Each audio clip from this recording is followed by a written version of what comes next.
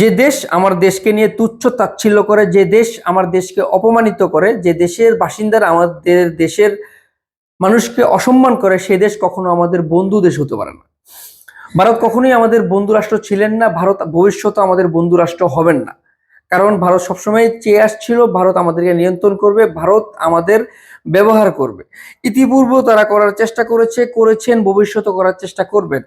আমরা স্পষ্ট বার্তায় বলতে চাই, ভারতের যারা দালালি করে, ভারতের পক্ষে যারা কথাবার্তা বলেন, আপনাদের উদ্দেশ্যে একদম স্পষ্ট একটা বার্তা: ভারত আমাদের বন্ধু ছিলেন না, ভারত আমাদের বন্ধু থাকবেন না।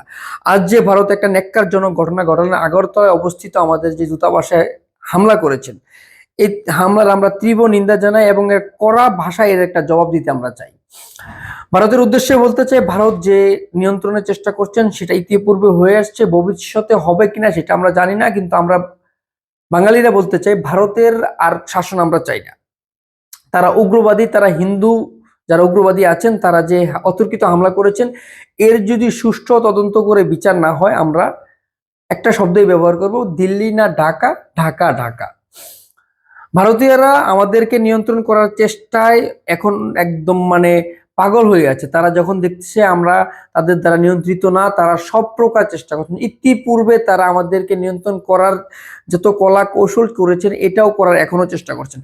আজ তারা যে আমাদের আগরতলায় অবস্থিত যে বাংলাদেশি হাই কমিশনে যে তারা সহকারী হাই কমিশনে যে একটা হামলা করলো, এই হামলার আমরা তীব্র নিন্দা জানাই, আমরা এর জবাব চাই।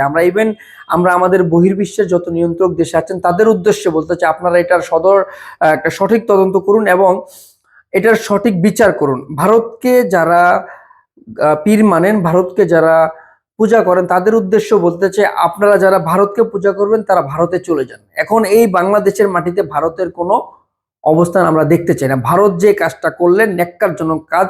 ভারতের ইতিহাসে প্রথম কোনো দূতাবাসে যেটা হামলা হয়েছে সেটা হচ্ছে বাংলাদেশের দূতাবাস। ভারতকে আমরা যারা বন্ধু রাষ্ট্র ভাবি, ভারতকে যারা বন্ধু রাষ্ট্র বলেন, তারা বলেন বাংলাদেশের দূতাবাসে যে হামলাটা হলো, ইতিপূর্বে কখনো ভারতে এটা হয়নি। আমরা স্পষ্ট ভাষায় বলতে চাই, ভারত আমাদের বন্ধু না, ভারতকে বয়কট করতে হবে, ভারতের সকল পণ্যকে বয়কট করতে হবে, ইভেন ভারতীয় যত আমাদের দেশে দালাল আছে তাদেরকে বয়কট করতে হবে। আজকের এই ঘটনার পর থেকে আমাদের সবার মুখে একটাই শব্দ থাকবে: দিল্লি না ঢাকা, ঢাকা ঢাকা। প্রত্যেকটা নাগরিকের দায়িত্ব, প্রত্যেকটা নাগরিকের কর্তব্য ভারতকে বয়কট করা। ভারতের কোনো পণ্য আমাদের দেশে চলবে না, ভারতের কোনো কাজ আমাদের দেশে চলবে না, ভারতীয় কোনো এজেন্ডা বাস্তবায়ন যারা করেন আমাদের দেশে তাদের কোনো ঠাঁই নেই। হয়তো আপনি বাংলাদেশি মতো থাকেন, বাংলাদেশি নাগরিক হিসেবে থাকেন, ভারতের এজেন্ডারি করবেন না। বাংলাদেশি নাগরিক হিসেবে থাকতে হলে আপনাকে ভারতের কোনো কথা বলা যাবে না। ভারতীয় উগ্রবাদীরা যে হামলাটা করেছেন, তারা এখন প্রমাণ করতে চাচ্ছেন তারা আসলে উগ্রবাদী।